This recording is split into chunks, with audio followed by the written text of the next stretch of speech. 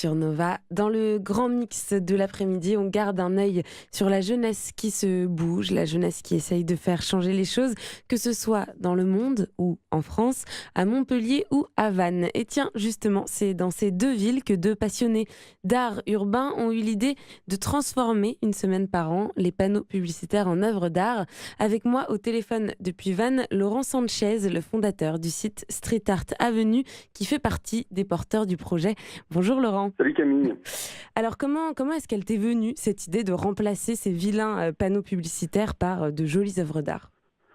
Alors, l'idée Camille, elle n'est pas nouvelle. Il y a des artistes qui font ça depuis les années 80. Des gens comme Keith Haring ou Jean Faucheur en France ont déjà fait ça bien avant nous. L'initiative, elle est surtout le fruit d'une réflexion et de se dire,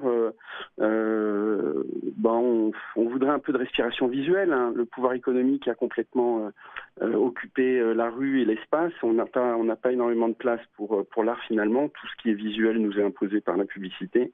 Et voilà, c'est de se dire, tiens, puisque à Montpellier, Cercle Rouge avait une initiative similaire, pourquoi pas reproduire l'expérience à une échelle plus grande et pourquoi pas faire ça dans le métro. Alors justement, on a d'un côté à Vannes ton site Street Art Avenue et de l'autre à Montpellier le Cercle Rouge, une plateforme de crowdfunding culturel qui en juin dernier, a réussi à racheter, grâce au crowdfunding, tous les espaces publicitaires d'une station de tramway. Ça a duré une semaine. Aujourd'hui, vous avez décidé d'unir vos forces pour lancer une pétition sur le sujet. On a décidé de lancer ensemble et puis surtout, on a sollicité le réseau, les amis, les blogueurs, les artistes et tous ont répondu quasiment présents. Donc en disant oui, bien sûr, il faut lancer cette pétition avec les outils actuels et puis cette demande de dire on voudrait une respiration visuelle d'une semaine, un peu comme la fête de la musique dans les années 80, hein, c'est de se dire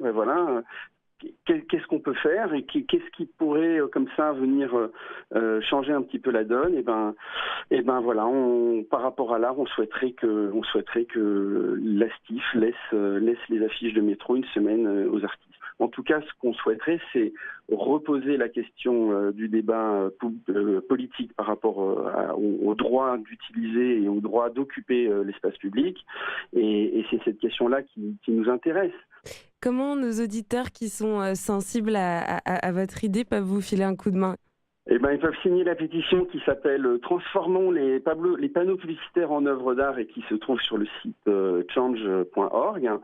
Et puis bien sûr, en diffusant, il faut utiliser les outils et le réseautage et en diffusant. Et c'est bien sûr le nombre de signatures qui fait l'importance du sujet. Alors, auditeurs parisiens, si vous voulez voir l'art remplacer la pub dans le métro, une semaine par an au moins, vous savez ce qu'il vous reste à faire et c'est possible, hein, la preuve, ça a déjà été fait à Montpellier et par les mêmes personnes. Laurent, un mot pour conclure ?